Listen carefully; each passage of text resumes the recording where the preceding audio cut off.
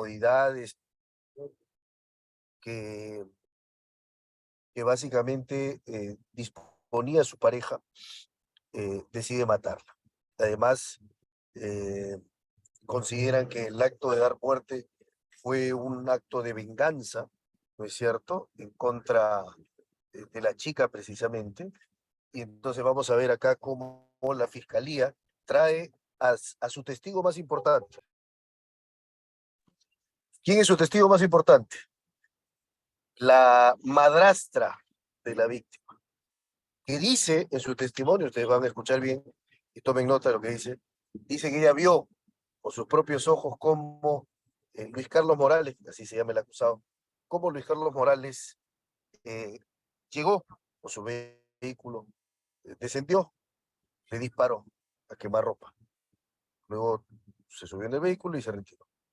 Un testigo directo, de cargo directo, contra el acusado Luis Carlos Morales. La agraviada se llama Milena, la occisa, la que ya falleció, y vamos a escuchar entonces a ese testigo que es dentro del cuadro de pruebas de la fiscalía la testigo más importante. Escuchemos entonces qué cosa dice. Vamos a ver las preguntas que hace el fiscal a la testigo, y luego lo que quiero que ustedes detallen es cómo el abogado del acusado le hace preguntas en forma de contrainterrogatorio a esta testigo de cargo principal, porque es prueba de... Escuchemos. Las llaves de la entrada principal. También observé que cerca de las llaves había un pedazo de papel escrito con algo, pero yo no lo leí en ese momento. Por ahí como a las 7:30 sonó el timbre de la puerta, entonces fui a abrir y era Luis Carlos que estaba parado ahí en el pórtico. Me preguntó por Milena, entonces yo le dije que estaba en el cine. Esa noche Luis Carlos llevaba una chaqueta negra o azul oscuro, no recuerdo bien. Como a las 10 de la noche volvió a sonar el timbre de la puerta. Entonces yo salí a abrir y ahí estaba Milena. Yo estoy segura que eran las 10 de la noche cuando Milena regresó del cine, porque cuando ella hizo sonar el timbre, yo oí el reloj de la sala anunciando las 10. Y entonces, en ese momento, vi que un carro subía a toda velocidad por la calle y de pronto frenó bruscamente frente a nuestra casa. Era un carro blanco viejo, con las mismas características que el carro de Luis Carlos.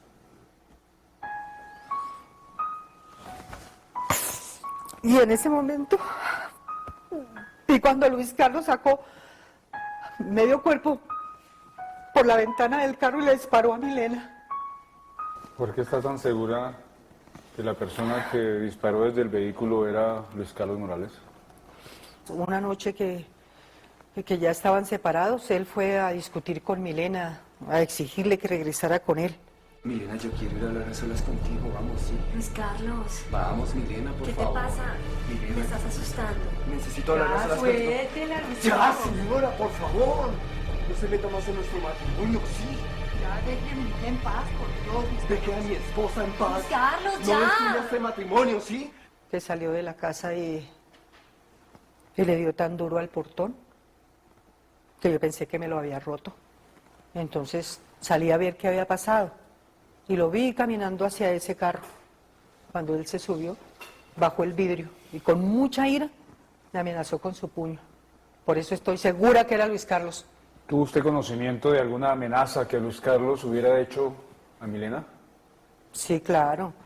Es que el último día que él la visitó fue el día anterior, el 2 de enero. Luis Carlos. No te voy a volver a molestar, Milena. Pero ojalá nunca te olvides de lo que te dije, porque te aseguro que voy a hacer que pagues por lo que me has hecho. Luis Carlos, ¿me estás amenazando? Usted es una vieja entrometida. Usted fue la que hizo que Milena se apartara de mí. Usted, señora, destruyó mi matrimonio y yo voy a hacer que pague por eso. Usted es la única culpable de cualquier cosa que pase de ahora en adelante.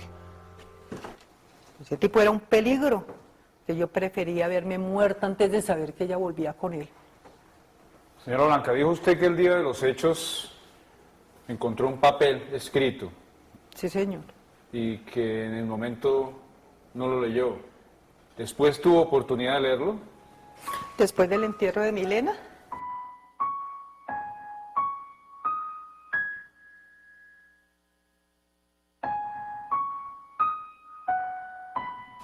era una carta que Luis Carlos le había escrito a mi niña. Señor juez, le solicito permiso para exhibir a la testigo lo que la Fiscalía ha marcado como evidencia número 3. Proceda. Señora Blanca, diga por favor qué tiene ahí. Es la carta que Luis Carlos le escribió a mi niña. ¿Quiere leerla en voz alta, por favor?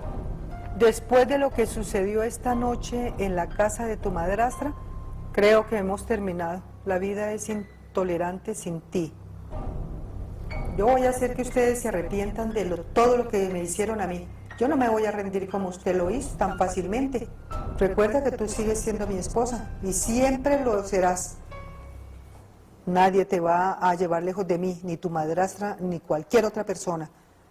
Luis Carlos. Señor juez, le solicito sea tenida como prueba a efectos de su valoración y utilización en este juicio.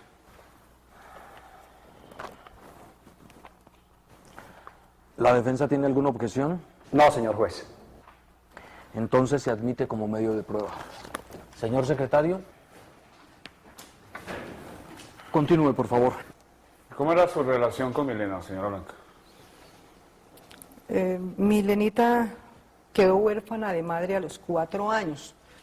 Pues obvio que yo fui quien la crió, quien la levantó. Como ya estaba trabajando y estaba ganando su platica, pues yo le cobraba el alojamiento y la alimentación. ¿Y qué piensa usted del señor Morales, señora Blanca? Yo sí nunca estuve de acuerdo con que mi hija tuviera alguna relación con ese tipo. Es que cuando lo conocí me di cuenta que era un vago. Cuando Milena me dijo que ellos se habían ennoviado, yo me sentí muy triste porque es que imagínense tanta educación para venirse a fijar en semejante cosa. No. Y en julio como del 2003 me dijo que pensaba casarse con Luis Carlos. Yo le dije, pero ¿cómo se va a casar con ese tipo? Un escritor. Ay, es que señor juez, a mí me parece que los escritores son gente buena para nada. ¿Cuál era la situación económica de Milena? En el testamento, Antonio dejó todas sus propiedades a nombre mío. Cuando yo muriera, pasarían a ser de propiedad de Milena. ¿Y su situación económica cuál es? Pues el patrimonio que Antonio dejó me daba unos ingresos aproximados de 90 millones de pesos al año.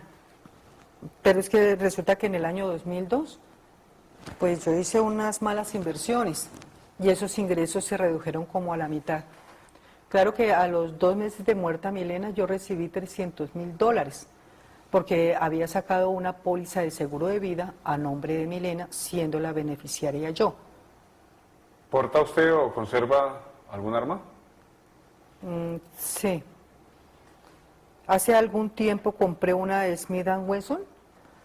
Esa arma siempre la guardé en mi habitación, en un cajón de la mesita de noche, junto a mi cama. Luis Carlos me vio muchas veces guardarla allí.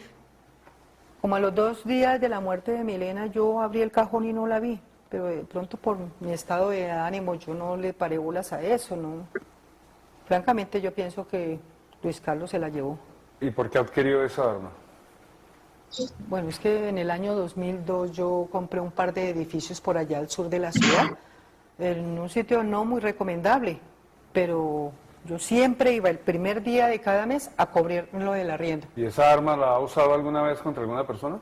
Una vez que fui a cobrar los arriendos allá a uno de esos edificios, un tipo se puso furioso y se abalanzó contra mí con un cuchillo. Entonces yo saqué el revólver y le disparé. El tipo murió, pero a mí me declararon inocente porque eso fue un homicidio en defensa propia. Gracias, señora Blanca. Eso es todo, señor juez. Muy bien. ¿La defensa quiere contrainterrogar al testigo? Gracias, señor juez, muy amable. Señora Blanca, sé que esto no va a ser fácil para usted, pero le pido el favor que nos ubiquemos nuevamente en el día y a la hora de los hechos, ¿de acuerdo? Sí, señor. Señora Blanca, usted nos ha dicho aquí hoy, al juez le ha dicho que a Milena le dispararon hacia las 10. ¿Es eso correcto? Sí, señor. ¿Es correcto que no había luz de luna? Sí, es correcto. No había, ¿verdad? No había. La experiencia indica que una persona ve mejor durante el día que durante la noche, ¿correcto? Sí, claro. ¿Y eso le pasa también a usted? Sí, eso me pasa a mí Y también. los hechos ocurrieron de noche, ¿correcto? Sí, señor. Y además de que ocurrieron de noche, usted nos dijo que en ese momento del disparo llovía, ¿verdad? Sí, estaba lloviendo. Y Milena llevaba un paraguas consigo, ¿es eso correcto? Sí. ¿Y es en ese momento que usted ve a una persona con un arma en la mano? Sí, vi un arma. El investigador ha declarado en este juicio que había 15 metros entre el lugar donde usted estaba y el lugar del agresor. ¿Eso sería correcto para usted? Pues no sé. De pronto no sé, no, la verdad no sé. Pero podría haber 15 metros. Sí, podría haber 15 metros. A 15 metros de oscuro, lloviendo y con un paraguas, ¿es que usted me dice que vio cuando alguien le disparaba a Milena? Sí, yo lo vi. Usted vio el arma, ¿verdad? Sí, claro. Usted sabe de armas, Bueno, no tanto realmente. pero tiene un arma, Sí, claro. entonces sabe de armas. Algo. Y en lo que usted sabe de armas, tiene conocimiento que con un arma se puede ocasionar un daño, ¿correcto? Sí, claro. ¿Usted se impactó cuando vio el arma o no? Pues claro que me ¿Le impacté. dio miedo? Mucho miedo me dio. Mucho miedo. Señora Blanca, hablemos ahora de otro tema. Hablemos de los escritores. ¿Cierto que usted no gusta de los escritores? Para nada. ¿Verdad que los considera que son unos vividores? Sí. ¿Usted sabe, señora Blanca, qué profesión tiene Luis Carlos Morales? Un escritor. ¿Cierto que usted hubiese hecho cualquier cosa por evitar el matrimonio de Luis Carlos con Milena? Sí, porque yo no quería que él se desgraciara. Ella, la vida con ese tipo. Usted hubiera dado hasta su vida, ¿cierto? Sí, señor. Usted odiaba a Luis Carlos Morales incluso antes de estos hechos, ¿correcto? Sí, ¿Y no es verdad que usted ni siquiera fue a su matrimonio? es verdad. Tampoco les envió regalos, ¿verdad? No. Usted consideró y ahora nos dijo en este juicio que haría cualquier cosa porque ¿cómo se iba a casar con semejante cosa? ¿Se refería a Luis Carlos Morales? Sí, a ¿Usted él. lo considera una cosa? Sí. ¿Usted lo odia? Sí. ¿Cierto que lo odiaba antes de estos hechos Sí. incluso? ¿Señora? Sí, señor. Bien, señora Blanca. Le dijo al fiscal ahora también que antes de la muerte de Milena, los ingresos económicamente se redujeron significativamente, Sí. porque usted hizo malas inversiones, ¿correcto? Sí, señor. ¿Es verdad que hubo un testamento? Sí. Y que según ese testamento, si Milena moría primero, usted pasaba a ser la propietaria de todos los bienes de Milena. Sí, es cierto. Eso fue lo que ocurrió, ¿verdad? Sí, señor. Y además nos dijo que compró una póliza, Sí. tomó un seguro de vida Sí. para proteger la vida de Milena. Sí, claro. Y usted era la única beneficiaria, ¿verdad? Sí. Y usted no solo era la única beneficiaria, sino que puso las condiciones de ese contrato de seguro. Sí. Y usted solicitó que hubiese una cláusula de doble indemnización, ¿correcto? Correcto. Lo que significaría que si Milena moría de manera violenta, la beneficiaria ganaría el doble por ese seguro, ¿verdad? Sí. Y Milena murió. Sí. ¿Violentamente, señora? La asesinaron. La asesinaron, violentamente. Sí, claro. Y por eso usted recibió la cláusula de doble indemnización. Sí. ¿Usted recibió $300,000 una vez falleció Milena, sí o no? Sí, eso es cierto. Es cierto, ¿verdad? Señora Blanca, también recuerdo haber escuchado acá que usted manifestó que adquirió un revólver. ¿Es eso correcto? Sí. Y que ese revólver es un Smith & Wesson, ¿verdad? Sí. Concretamente un Smith & Wesson calibre 38. Sí, así es. Ese era el arma de su propiedad. Sí. ¿Usted supo que con un arma similar a esas le produjeron la muerte a su hijastra Milena? Sí, eso supe. Se enteró, ¿verdad? Sí. ¿Y qué es del destino de esa arma? ¿Qué pasó con esa arma? Pues como dije anteriormente, se perdió. Yo creo que ese tipo se la llevó. ¿Se perdió antes de los hechos? Pues yo creo que sí. Luis Carlos vivía en su residencia, No, pero él entraba. pero se le perdió, ¿verdad? Sí. ¿Y usted la denunció? No, porque pues no me Nunca parece denunció, importante. ¿correcto? No. Nunca denunció. No solo usted tenía un arma, sino sería correcto decir que la empleó en alguna ocasión. Sí. ¿Cierto que fue contra una persona que usted empleó el arma? Sí. Concretamente mató a otro ser humano usted, ¿verdad? Sí. Un inquilino. Sí, pero es que ese tipo ¿Un quería inquilino o no, atacarme. señora? Sí, pero quería atacarme. Ese ¿Lo tipo mató? me quería. Sí. Y fue certero el disparo suyo, ¿verdad? Sí. En todo el corazón. Sí. ¿Y eso fue lo que le pasó a Milena en este caso, o no? Sí, eso creo. ¿Eso cree? ¿No se enteró que fue un disparo en todo el corazón el que mató a Milena? Sí. Sí se enteró, ¿verdad? Sí. Finalmente, señora, para terminar, usted nos dijo también que a Milena la quería como a una hija de verdad, ¿verdad? ¿Correcto? Sí. ¿Y por eso le cobraba arriendo a Milena en su propia casa?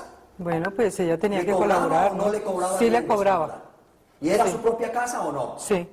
¿Y le cobraba alimentación o no le cobraba alimentación? Sí. A la que usted consideraba su propia hija, ¿verdad? Pues sí, pero No más preguntas, señor juez, gracias. Muy bien. La fiscalía puede llamar a su siguiente testigo, por favor. Vamos a compartir dispositivos ahora, Sergio. Permítame, voy a hacer el cambio de este dispositivo a la laptop. Deme un par de minutitos. Espéreme un par de minutos.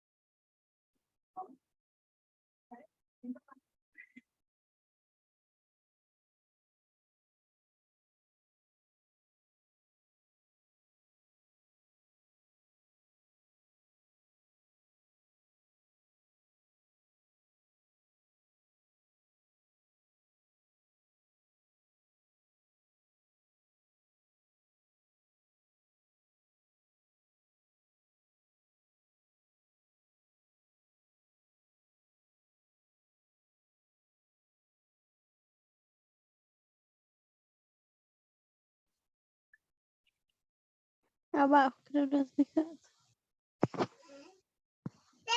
Ya.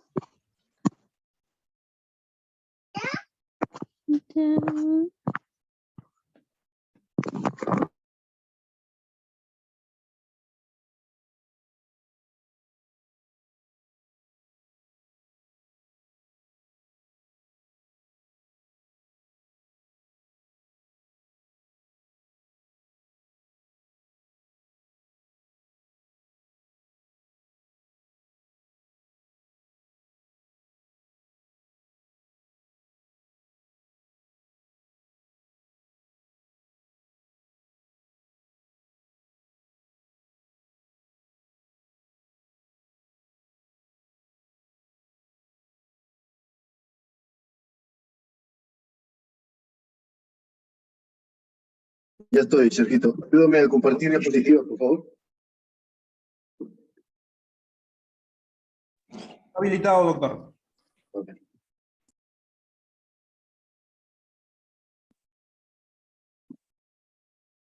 Estoy dictando clases, mi amigo. Te vemos después, ¿ya? Estoy dictando clases.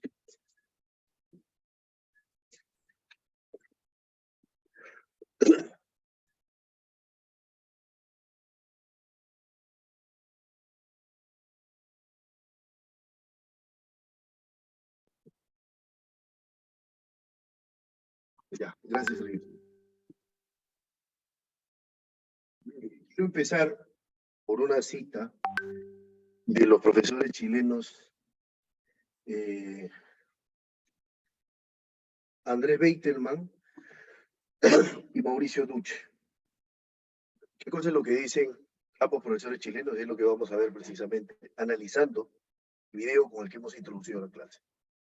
Dicen que una de las grandes apuestas que trae consigo el modelo acusatorio, ¿no es cierto?, es la contradictoriedad de la prueba. Contradictoriedad de la prueba, que unida a la inmediación de los jueces va a producir información de mejor calidad para resolver el caso. ¿Qué significa ello? En buena cuenta, los profesores chilenos, lo que básicamente nos están diciendo, ¿no es cierto?, es que la característica fundamental del nuevo modelo procesal penal acusatorio recoge dentro de sus aspectos más cruciales que la prueba, para que sea valorada, tiene que ser una prueba sometida al test de contradictoriedad, que significa la posibilidad de controvertir, contradecir, refutar, aclarar la prueba que una parte ofrece. Si entonces un fiscal llama a declarar a alguien, no bastan las preguntas de ese fiscal que ha llamado a declarar al testigo para que se forme la prueba, sino que esa información tiene que ser cruzada a la otra parte. La otra parte tiene que tener la oportunidad de hacer preguntas a ese testigo que no ofreció, y lo va a hacer a modo de contrainterrogatorio, precisamente. Pero además dicen, hablan de la inmediación de los jueces. Claro, lo que quiere decir es que si es que antes la información ingresaba por interpósita persona, porque había un secretario, un especialista, ¿no es cierto?, que era el que recibía el testimonio, ¿no? ¿Cómo se tomaban las declaraciones? Juan Pérez iba a declarar, Juan Pérez declaraba ante el especialista, asistente del juez, y después él redactaba la sentencia. En el juicio oral, para garantizar la absoluta inmediación, los jueces, en los juicios virtuales, prendiendo la cámara, en los juicios orales, que no son virtuales sino presenciales, estando atentos, los jueces tienen que percibir la actividad probatoria, la producción de la prueba, lo que dicen los testigos, lo que pregunta la otra parte. Porque esta contradicción de la prueba, unida a la inmediación de los jueces, nos va a generar, nos va a producir, nos va a resultar información de calidad. Y con información de calidad, el juez toma decisión, condenando o absolviendo. Condenando o absolviendo. ¿De acuerdo? Empecemos entonces por el concepto del contrainterrogatorio. ¿Qué es el contrainterrogatorio? Una definición bastante sencilla. Son las preguntas que va a efectuar la parte luego del interrogatorio directo, ¿no es cierto? Y lo va a efectuar cualquier parte que no ha realizado el interrogatorio directo. Es decir, cualquier litigante que no ofreció al testigo, al perito, a la víctima, al acusado, cualquier litigante que no ofrece al órgano de prueba, al testigo, le toca la oportunidad de contrainterrogar. Y al respecto, el artículo 378, numeral 2, señala lo siguiente. Corresponde en primer lugar el interrogatorio de la parte que ha ofrecido la prueba y luego las restantes. Es decir, la propia ley aclara que primero tiene que preguntar, es verdad, la parte que ofreció la prueba. En el caso que hemos puesto en el video que ustedes han escuchado, ¿la prueba de quién es? ¿Quién presenta la prueba? A ver, ¿quién me puede contestar? Paola Cruz. ¿Me escuchas?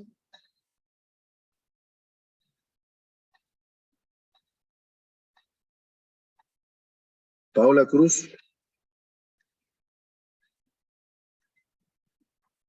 A ver. Zulca Molina. ¿Me escuchas, Zulca Molina?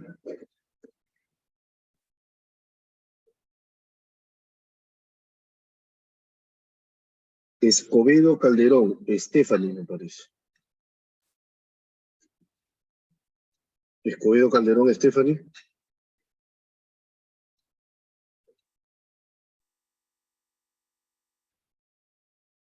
A ver, ¿se escucha o no se escucha?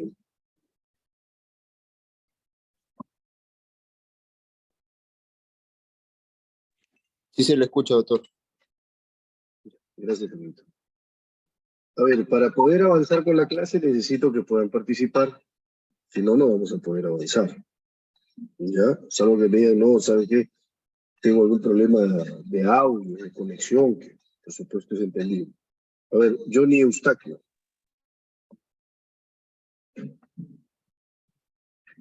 Sí, doctor, buenas noches.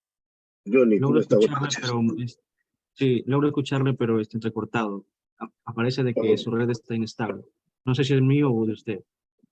A ver. ¿Ahora me escucha mejor, Johnny?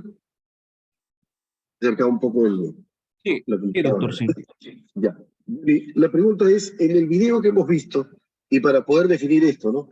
¿Quién hace interrogatorio y quién contrainterroga? Johnny, en el video, ¿quién ofrece a la testigo? ¿Fiscalía o defensa? ¿Me puede repetir la pregunta, por favor? Sí. En el video, en el juicio que hemos visto, de homicidio, ¿quién ofrece a la testigo? ¿El fiscal o el defensor? El defensor. ¿Perdón? ¿El defensor? No, la fiscalía. Acuérdate que el que primero pregunta, porque claro, los dos están con traje y todo, el que primero pregunta es el fiscal. Y ese fiscal le hace un conjunto de preguntas a la señora, la testigo, ¿no es cierto? Básicamente para obtener cierta información, y esa información luego es sometida a una revisión por parte del abogado del acusado. Entonces, si seguimos la lógica del artículo 378.2 del Código Procesal Penal, corresponde en primer lugar el interrogatorio de la parte que ha ofrecido la prueba. O sea, comienza a preguntar, a interrogar el fiscal, porque el fiscal llamó a declarar, ofreció como prueba a la señora, a la madrastra. Y luego, dice la ley, ¿no? Y luego las restantes. O sea, luego preguntan las restantes. Y cuando preguntan las restantes lo hacen a modo de contrainterrogatorio. Entonces, ¿qué es el contrainterrogatorio? Definición muy sencilla. Son aquellas preguntas que se realizan después del interrogatorio directo. ¿Quién lo realiza? Lo realiza la parte o el litigante que no ofreció o no presentó en los términos de nuestra ley la prueba. Siguiente, por facilito. ¿Cuáles son los objetivos del contrainterrogatorio? Hay hasta 3 objetivos que se pueden perseguir cuando uno contrainterroga, cuando uno repregunta. Ya quedó claro, imagino, que quien contrainterroga es el litigante que no ofreció la prueba, que no presentó la prueba. Él contrainterroga. Y quien contrainterroga puede buscar hasta 3 objetivos. Puede buscar obtener un testimonio favorable. Es decir, yo contrainterrogo para que la otra parte reconozca aspectos importantes. Como por ejemplo, yo le podría decir, esto es un caso de robo agravado. Contrainterrogatorio de la víctima. Señor, ¿es verdad que usted era dueño de una bodega? Sí. ¿Es verdad que esa bodega abría desde las 9 de la mañana hasta las 11 de la noche? Sí. ¿Es verdad que luego de las 11 de la noche la bodega estaba cerrada? Sí. ¿Y es verdad que usted dice que entraron a robar a su bodega a las 12 de la noche? ¿Es cierto? Sí. No entraron a las 11, ¿verdad, señor? Sino a las 12. Sí. Estoy contrainterrogando y estoy obteniendo testimonio favorable para mi caso. Porque luego en el alegato final, ¿no? En el alegato final yo diré, la víctima dice que su bodega solo funciona hasta las 11, que después de las 11 la bodega está cerrada. Sin embargo, el señor dice que el día miércoles pasado, mi cliente entró a robarle a las 12 de la noche, cuando tenía la bodega cerrada. ¿Cómo es eso posible, señores jueces? Entonces, claro, acá vemos el ejemplo de cómo yo utilizo el contrainterrogatorio. Ponemos los audios, por favor. Yo utilizo el contrainterrogatorio. 130, pero ahorita no creo que no se tiene. Ayúdenme apagando los audios. ¿Quién está ahí? Yo está, doctor. Gracias. Entonces, un objetivo que puedo perseguir, uno, es voy a obtener testimonio favorable del testigo que no ofrecí. ¿Saben ustedes qué impacto tiene eso? Es decir, escuchar, que el juez escuche un testimonio a favor de mi caso en boca de un testigo que es de la contraparte. Eso es absolutamente impactante. Y en algunos libros de litigación oral dicen que es mejor obtener testimonio favorable en el contrainterrogatorio porque nos estamos apropiando del hecho.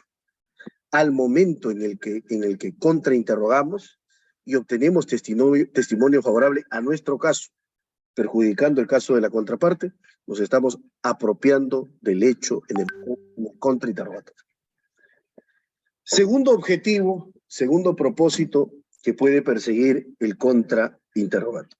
El contrainterrogatorio también se puede utilizar, puede servir, siguiente, para poder limitar el efecto negativo, el efecto pernicioso, el efecto adverso que ha tenido el testimonio en el interrogatorio directo. ¿Qué cosa quiere decir esto en términos sencillos? ¿No es cierto? Esto quiere decir lo siguiente.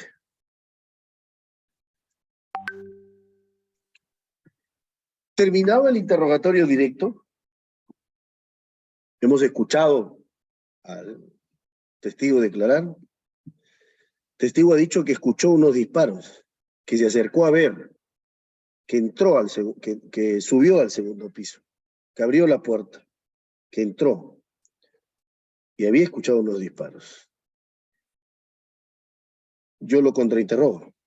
¿Qué quiero decir? ¿Qué quiero mostrarle al juez? Quiero mostrarle al juez cómo esa información que da no es una información completa. O cómo, por ejemplo, puedo limitar ese testimonio, limitar el impacto de lo que dice. Señor, dígame, cuando usted escuchó unos disparos, ¿no es cierto? Usted dice que escuchó unos disparos, ¿verdad? Sí, doctor. Pero es verdad que usted, cuando subió, ¿no es cierto? Para subir, tuvo que abrir una puerta, ¿cierto? Para abrir la puerta, tuvo que poner una llave, ¿cierto? Esa llave era de metal, ¿correcto? Sí. Luego que usted abrió la puerta con la llave de metal, usted ingresó al segundo piso. ¿Es eso cierto? Sí. Y usted no vio a ninguna persona que disparó. ¿Es verdad? Sí. Es decir, usted únicamente escuchó unos disparos, pero usted no vio quién hizo esos disparos. ¿Sí o no? Sí, doctor. Estoy limitando el impacto del testimonio adverso. O sea que otro de los objetivos que persigue el contrainterrogatorio es cómo puedo limitar el efecto o el impacto negativo del testimonio adverso. Lo que busco ahí es subrayar al juez que la información no es tan grave como parece. ¿De acuerdo? Siguiente. Tercer objetivo. Contrainterrogatorio destructivo, le dice. Contrainterrogatorio destructivo. ¿Qué es el contrainterrogatorio destructivo? ¿Qué es el contrainterrogatorio destructivo? Significa, en buena cuenta, el contrainterrogatorio destructivo,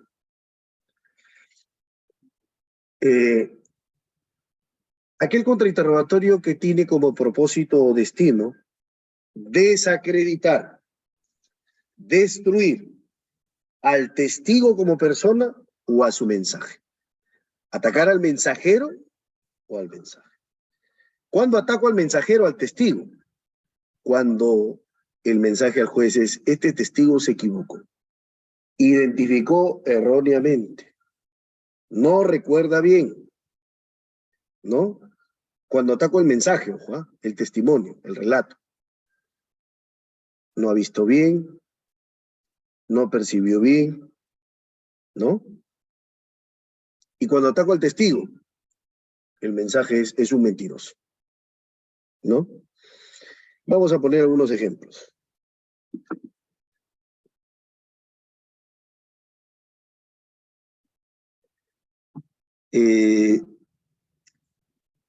Testigo, díganos. Sí, señor abogado, cuénteme.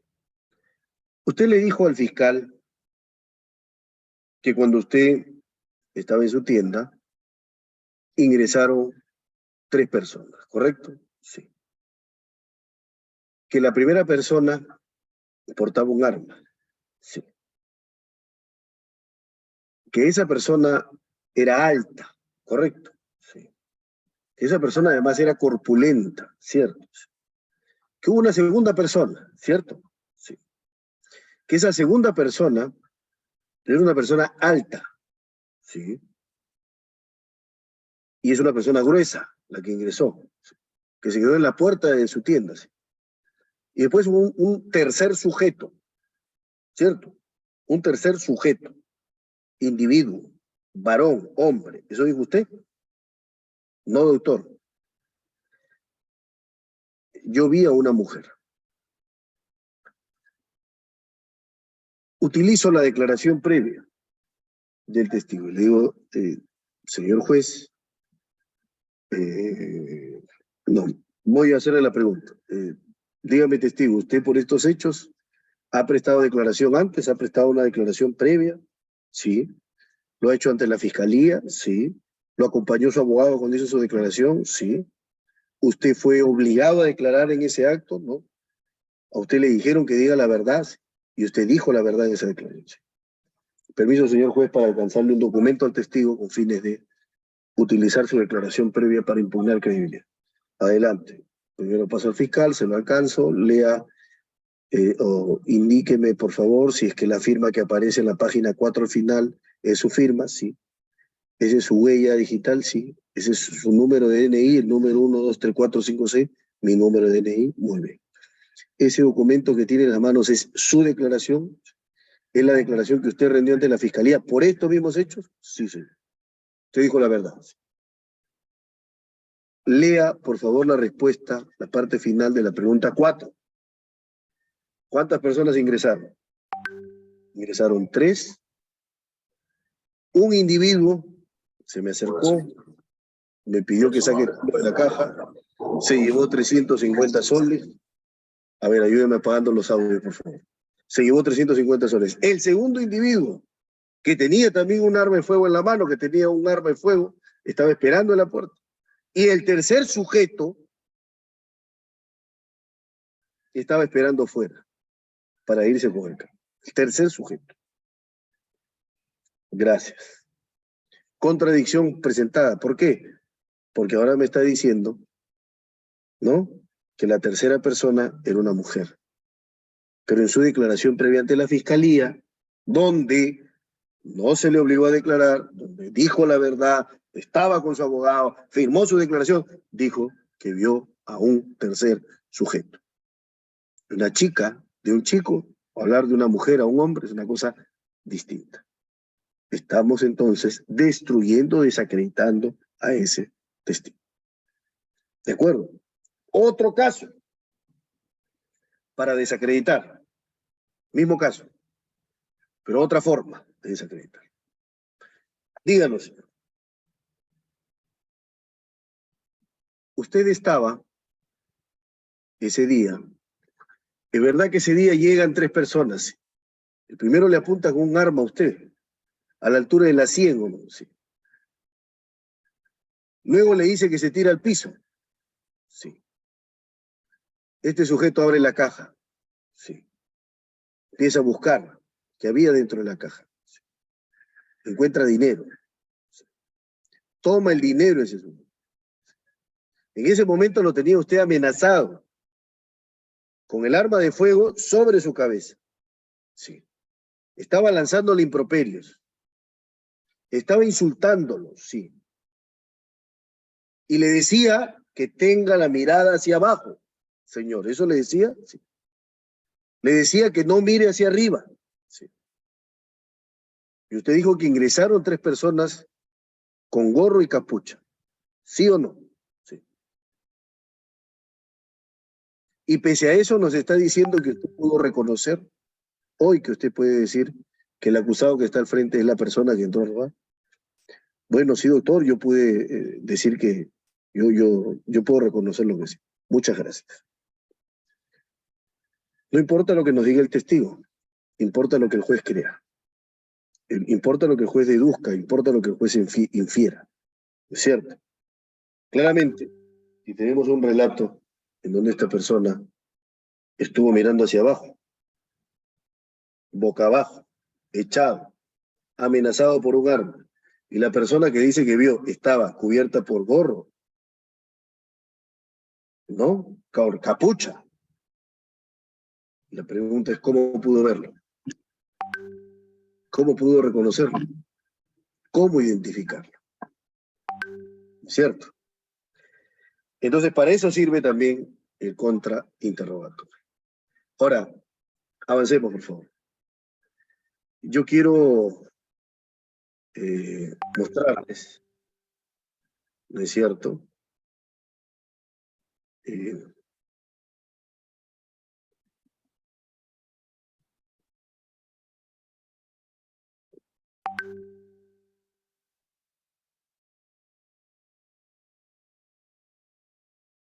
Quiero mostrarles acá algo que es importante. ¿Hay un orden para contrainterrogar? La respuesta es sí. Hay que empezar fuerte y hay que terminar fuerte. Hay que empezar con un punto duro para nuestro caso y hay que terminar con un punto duro. Hay que dividir nuestro contrainterrogatorio no por preguntas, sino por temas. Cada tema tiene un conjunto de preguntas. Recomendación, no seguir un orden cronológico, sino temático, por temas, para evitar que el testigo pueda prever hacia dónde vamos. En la película El abogado del diablo, el abogado lleva a Nueva York, a una gran firma de abogados de Nueva York. El jefe, que interpreta al Pacino, le dice a Keanu Reeves, al abogado que interpreta a Keanu Reeves, le dice, te voy a dar un consejo, que es el más importante. Nunca dejes que te vean llegar. Si aplicamos ese consejo acá, eso quiere decir que en el contrainterrogatorio, cuando tú contrainterrogas, no debes dejar que te vean llegar y hacia dónde vas y hacia dónde apuntas. Por eso es bueno que hagamos un orden temático y no cronológico de las preguntas. Características del contrainterrogatorio. Sí. ¿Cuáles son las características, los aspectos? Vamos a hablar acá de algunos mandamientos, consejos, como consejos del contrainterrogatorio. Primer consejo, ser breve. Ustedes han visto las preguntas que le hacía, he tomado nota acá. Miren ustedes, las preguntas que hacía el abogado del acusado. A Milena le dispararon hacia las 10, ¿sí? No había luz, ¿no? Los hechos ocurrieron de noche, ¿sí? Llovía, ¿sí? Milena llevaba un paraguas, ¿sí? En ese momento usted ve a una persona con un arma en la mano, ¿sí? Le dio miedo ver el arma, ¿sí? Preguntas breves, cortas. Preguntas de un hecho, o preguntas, una pregunta por hecho. Usted hizo malas inversiones, dice el abogado. Hubo un testamento, sí. Tomó un seguro de vida, sí, para proteger los bienes de Milena, sí. Y usted era la única beneficiaria. Y usted además puso las condiciones de ese contrato de seguro. Sí. Usted señaló que hubiera una cláusula de doble indemnización. Sí. Esa cláusula significaba que si Milena moría violentamente, usted recibía el doble de la indemnización. Sí. Y Milena murió, señora, sí. Violentamente, sí. Y usted recibió la cláusula de doble indemnización. Sí. Lo que significa que usted recibió $300.000 luego que falleció Milena. Sí. Crea el halo de sospecha ahora hacia ella y lo despeja de su cliente. Ser breve, para eso sirve. Siguiente. Segundo consejo. Siguiente. Preguntas sencillas. Cuando hablamos de preguntas sencillas, ¿no es cierto? Cuando hablamos de preguntas sencillas, estamos hablando de preguntas que sean fáciles de entender por ellos. No preguntas compuestas, no preguntas complejas, no preguntas ambiguas, no preguntas confusas. Preguntas claras, sencillas. ¿Cómo es la manera más sencilla de preguntar? Acuérdense de cómo preguntan los niños. ¿Fue hacia arriba? ¿Fue hacia abajo? El gordo pesa más que el flaco. Hacen comparaciones, hacen preguntas de comparaciones. Hacen preguntas sencillas. ¿Subo o bajo? ¿Corro o camino? Preguntas sencillas y con lenguaje sencillo. Tercer consejo. Solo preguntas sugestivas. El abogado hacía preguntas sugestivas. ¿Qué es una pregunta sugestiva? Es una pregunta que sugiere la respuesta. Una pregunta que afirma la respuesta. Una pregunta que orienta la respuesta. Es la pregunta sugestiva. En nuestro código, en el artículo 170.6 del Código Procesal Penal, solo se pueden hacer preguntas sugestivas al momento de contrainterrogar. Porque al hacer preguntas sugestivas al momento de contrainterrogar, se evita, se inhibe al testigo que pueda explicar su respuesta. Para eso sirve precisamente. Siguiente. Vamos a avanzar. Siguiente. Solo preguntar lo que se sabe de antemano la respuesta. Solo pregunto lo que sé que me van a contestar. O sea, no ir de pesca. No ir de pesca. Quinto consejo. Escuchar la respuesta. Tan importante como saber hacer preguntas sugestivas, cortas, sencillas, fáciles de entender, hay que estar atento a la respuesta. Para que luego no nos objeten. Para que luego no nos interrumpa. No pelear con el testigo, pedir por último que intervenga el juez. Siguiente. Séptimo consejo, no permitir que el testigo explique. Para eso hay que hacer preguntas sugestivas. Siguiente. No repetir el interrogatorio directo. Eso es básicamente muestra improvisación. Noveno consejo. Saber cuándo contrainterrogar. Saber cuándo vamos a hacer preguntas. A veces es necesario no hacerlo. Eso se llama contrainterrogatorio silencioso. Decirle al juez, señor juez, no voy a contrainterrogar. No voy a hacer repregunta. Y eso requiere, por supuesto, eso requiere paciencia y ciencia, conocimiento y experiencia. Y por supuesto hay que saber cuándo acabar, cuándo terminar. Siguiente.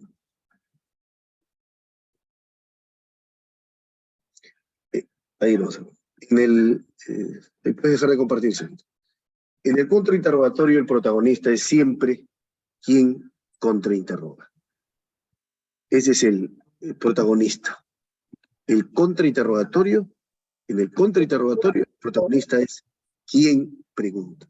O sea, quien contrainterroga. Ya estamos entrando en la clase, vayan conectándose. En el contrainterrogatorio, repito, protagonista, quien pregunta. El contrainterrogador. No es el testigo, sino yo que estoy haciendo las preguntas. Puntos importantes. En el contrainterrogatorio, Hay que dejar absolutamente claro, con preguntas cortas, breves, sencillas, claras, no largas, y preguntas sugestivas, nuestra historia del caso. Podemos buscar obtener testimonio favorable, limitar el interrogatorio directo o desacreditar al testigo o al testimonio. Cualquiera de esos objetivos son válidos. Terminamos entonces, a ver, algunas preguntas breves para acabar. Johnny. Sí, doctor, buenas noches. ¿Hay un límite en cuanto a las preguntas o es que yo puedo hacer las preguntas que yo considere necesarias?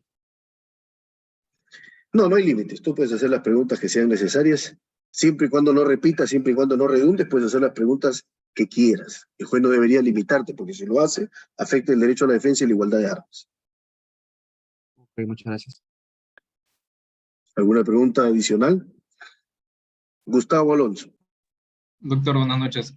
Una preguntita que tiene que ver con el fundamento que inicialmente da paso a esta regulación para las reglas del interrogatorio y el interrogatorio, ¿no?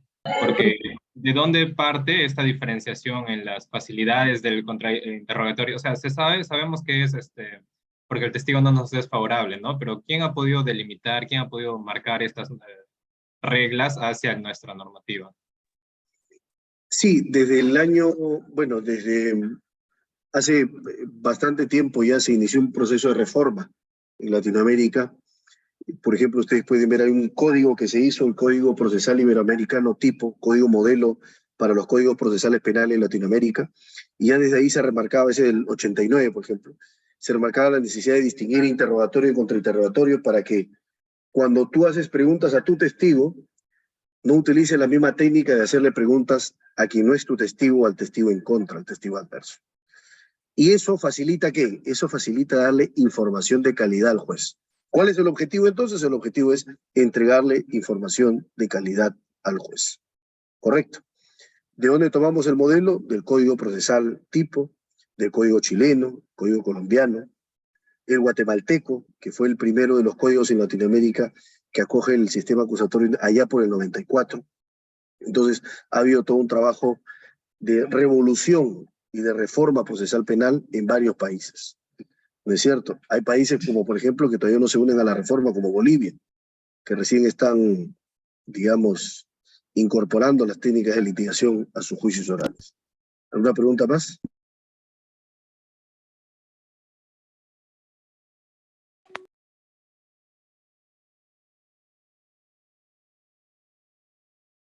Bien, si no hay más preguntas, les agradezco muchísimo.